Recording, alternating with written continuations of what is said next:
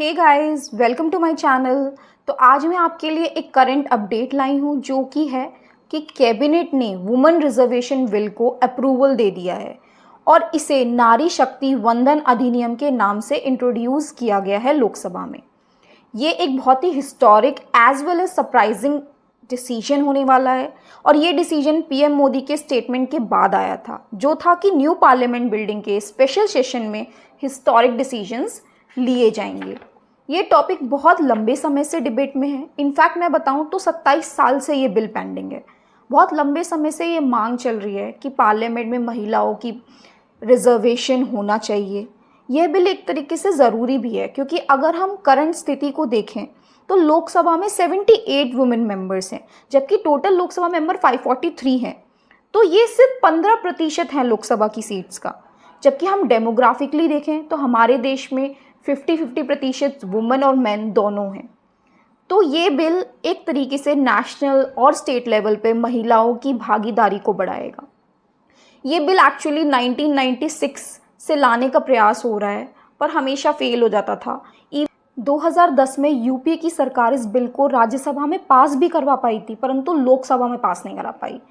ये जो 2010 का बिल था that was actually constitution 108th amendment bill 2008।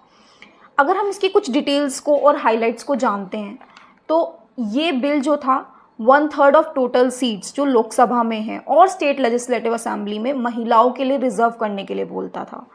दूसरा पॉइंट, ये रिजर्वेशन सिर्फ 15 साल तक एग्जिस्ट करता, फिर ये हटा दिया जाता। अगर हम तीसरी पॉइंट की बात करें तो आप जानते हैं कि हमारे यहाँ शेड्यूल कास्ट और शेड्यूल ट्राइब्स के लिए ऑलरेडी रिजर्वेशन है। तो ये बिल बोलता था कि इनके जो रिजर्व सीट्स हैं शेड्यूल ट्राइब और शेड्यूल कास्ट की, इसमें भी 1/3 सीट्स वुमेन्स के लिए रिजर्व होनी चाहिए। इस बिल को लेकर लोगों में बहुत अलग अलग व्यूज़ हैं, अलग अलग मत हैं। जैसे कि जो इसके समर्थक हैं, पहली बात वो ये कहते हैं कि ये महिलाओं की दशा को बहुत ज़्यादा इम्प्रूव कर सकता है।